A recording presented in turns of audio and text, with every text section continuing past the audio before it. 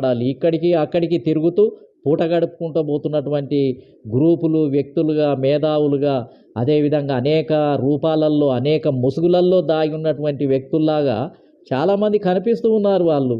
చూడటానికి చాలా నీతి నియమంగా ఉన్నట్టుగా, చాలా ఎవరి దగ్గర చందాలే తీసుకోనట్టు, ఎవరి వేదికల మీదకే పోనట్టు, ఇక మొత్తం భూస్వాముల దగ్గరికే పోనట్టు, పెట్టుబడిదారుల దగ్గరికే పోనట్టు, వాళ్ళ వెంబడి తిరగనట్టు, ఇంకా వారి ఎమ్మటే ఉండనట్టు, ఈ విధంగా ఉంటుంటారు. కనిపించడానికి ఆ విధంగా ప్రయత్నం చేస్తూ ఉంటారు. కానీ వీళ్ళు ఏ ఇజం మాట్లాడుతున్నారు, ఏ ఇజాన్ని ఫాలో అవుతున్నారు?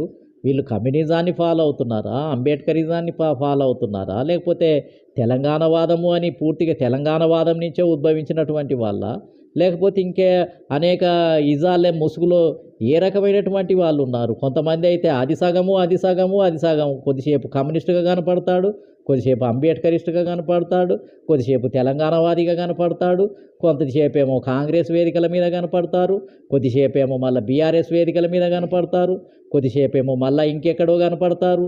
ఇవన్నీ అంటే ఏది సక్రమంగా లేకుండా ఏ ఇజం మాట్లాడుతున్నారు, ఏది చెప్తున్నారు ఒకసారి ఏంటిది అసలు? ఏమి అసలు ఏది అర్థం చేసుకోవాల్సినటువంటి అవసరం ఉంది? అగ్రకుల నాయకులు ఉండాలి, వాళ్ళు ఆర్థికంగా డబ్బున్నోళ్ళు ఉండాలి కొంతమంది, మళ్ళీ ఆర్థిక సాయం అంతా అగ్రకులాల నుంచి రావాలి, ఫండ్స్ రూపంలో, చందాల రూపంలో రావాలి. మనకు సరి అయినటువంటి పదవులు ఇవ్వకపోతే ఒక అగ్రకులానికి వ్యతిరేకంగా ఇంకొక అగ్రకులాన్ని తీసుకొచ్చి అధికారంలో కూర్చోబెట్టి ఇంకొక అగ్రకులానికి వ్యతిరేకంగా పోరాటం చేస్తారు. మళ్ళీ ఈ అగ్రకులం వాళ్ళు సరి అయినటువంటి పోషణ ఇవ్వక, సరిగా వాళ్ళకు రెస్పెక్ట్, గౌరవం ఇవ్వకపోతే మళ్ళీ వీళ్ళకు కూడా వ్యతిరేకంగా పోరాటం చేసి మళ్ళీ ఇంకొక అగ్రకులాన్ని తీసుకొని వచ్చి వాళ్ళతోటి ఏందనంటే ఈ అగ్రకులానికి వ్యతిరేకంగా తిరుగుబాటు చేయించి ప్రజలలో మొత్తం ఏందనంటే ఒక వాతావరణాన్ని సృష్టించి ఒక అగ్రకులానికి బదులుగా ఇంకొక అగ్రకులాన్ని అధికారంలోకి తీసుకురావడానికి ఇది నిరంతరం పనిచేస్తూ ఉంటారు. వీళ్ళకు ఎస్సీ ఎస్టీ బీసీలకు అన్యాయం జరిగితే వీళ్ళకు బాధ ఏముండదు. తరతరాల నుంచి అనేక పార్టీలు ఈ రాష్ట్రంలో, ఉమ్మడి రాష్ట్రంలో కానీ ప్రత్యేక రాష్ట్రంలో కానీ కష్టజీవులమని చెప్పుకునే పార్టీలన్నీ కూడా శూద్ర అగ్రకులాల నాయకత్వంలో ఉండి వాళ్ళకే టికెట్లు ఇచ్చి మేము ముదిరాజులను గుర్తించము, గౌడ్లను గుర్తించము, యాదవులను గుర్తించము, అసలు ఈ కులాలనే గుర్తించము, జాతులనే గుర్తించము, మీరు ధనిక పేద అని ఆ పోటీలో బలంగా నెగ్గిన వాళ్ళకే టికెట్లు ఇచ్చే వారసత్వాన్ని తీసుకొని వచ్చి మొత్తం మోసం చేసినటువంటి సంస్కృతికి వ్యతిరేకంగా మొత్తం ఏంటంటే వీళ్ళు పోరాటం చేయడానికి సిద్ధంగా లేరు. అదేవిధంగా బడుగు బలహీన వర్గాల ముసుగులో ఉండి కాంగ్రెస్ పార్టీ మొత్తం బడుగు బలహీన వర్గాలకే ఎమ్మెల్యే టికెట్లు, ఎంపీ టికెట్లు ఇవ్వకపోతే దానికి వ్యతిరేకంగా వీళ్ళ కోపం రాదు, బీఆర్ఎస్కు వ్యతిరేకంగా వీళ్ళ కోపం రాదు. మొత్తం బహుజన సమాజ్ పార్టీని 1989లో తీసుకొని వచ్చి ఇక్కడ బడుగు బలహీన వర్గాలకే రాజ్యాధికారం కావాలి, ఈ రాష్ట్రంలో ఎక్కువ శాతం వీళ్ళే ఉన్నారు, ఎవరి జనాభా ప్రకారం వాళ్లకు ఎమ్మెల్యే టికెట్లు, ఎంపీ టికెట్లు ఇవ్వాలి అని పోరాటం చేస్తే ఇది న్యాయబద్ధమైన పోరాటము అని ఈ చాలామంది ఇప్పుడు ఏదైతే గ్రూపులుగా పెట్టుకొని అక్కడ ఇక్కడ అడావుడి చేస్తున్నటువంటి గ్రూపులు ఎవరైతే ఉన్నారో వీళ్ళు ఇటువంటి వాటికి మద్దతుగా ఇది మంచిది అని ఉద్యమం చేయరు. వీళ్ళు ఏంటిది అని అంటే వీళ్ళకి అగ్రకులాలు ఒకరు ఉండాలి, ఒక నాయకుడు ఉండాలి, ఒక మేధావి ఉండాలి, వాళ్ళు పక్కన ఉంటేనే వీళ్ళకు పోరాటం చేస్తారు. వాళ్ళ అండదండలతోటి ఏంటిది అని అంటే గందరగోళాన్ని సృష్టిస్తారు.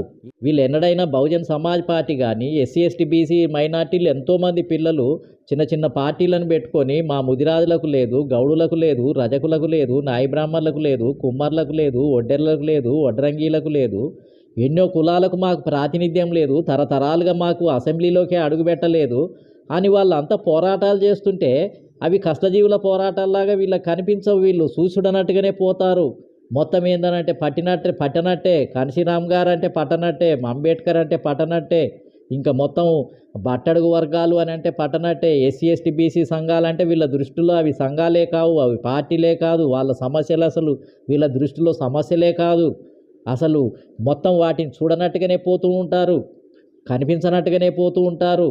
వీళ్ళకి ఎంతసేపు రెండు అగ్రకులాల మధ్యలో ఒక అగ్రకులాన్ని దించాలి, ఒక అగ్రకులాన్ని మళ్ళీ అందలం ఎక్కించాలి, అధికారంలోకి తీసుకురావాలి, మళ్ళీ 4 రోజులు అయిపోయినాక దానికి వ్యతిరేకంగా మాట్లాడాలి. అంటే ఏం జరుగుతుంది ఈ రాష్ట్రంలో? అడ్డగోలి భాష, అడ్డగోలి సంస్కృతి మాట్లాడుతున్నారు కొంతమంది.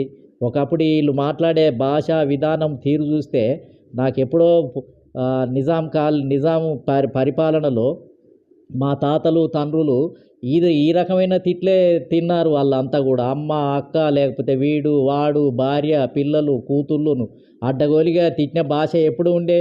అప్పుడెప్పుడో పటేల్ వ్యవస్థ, పట్వారీ వ్యవస్థ, దొరల వ్యవస్థ ఉంది అన్నప్పుడు బాంచన్ని దొర అని తిట్టినప్పుడు ఈ రకమైనటువంటి తిట్లు మా తాతలు, ముత్తాతలు తెలంగాణలో ఉన్నటువంటి బట్టడుగు వర్గాల ప్రజలందరూ గూడా ఈ తిట్లు తిన్నారు వాళ్ళంతా గూడా. అటువంటి తిట్లు ఆ రకంగా జరిగింది. ఆ రకమైనటువంటి వ్యవస్థ ఉంది. మొత్తం అంతా అణచివేతకు గురి అయ్యాము. అన్ని అవమానాలకు గురి అయ్యాము అని ఇప్పుడు బయటపడుతూ మొత్తం ఏందనంటే ఇప్పుడు అందరికీ సమానత్వం, ఆత్మగౌరవం ఎవరిని కూడా అనవసరంగా తిట్టాల్సిన అవసరం లేదు. అందరూ ఒక మానవతావాదాన్ని గుర్తించాల్సినటువంటి అవసరం ఉంది అని ఆ రకంగా భావించాల్సింది పోయి మొత్తం ఏందనంటే ఎటేటో దాన్ని దారి తప్పి ఎన్నో రకాలుగా తీసుకొని పోతున్నటువంటి పరిస్థితి ఉంది. ఇప్పుడు మళ్ళీ అలాంటి భాష, అలాంటి పద్ధతులకు లోనై కావటము అనంటే, అది ఒక రకంగా సభ్య సమాజానికి చాలా మరి అది అగౌరవాన్ని సృష్టించేది. కాబట్టి అలాంటి భాష మాట్లాడటం అనేది సంస్కారం హీనంగానే ఉంటుంది. అది కరెక్టు మెథడ్ కాదు.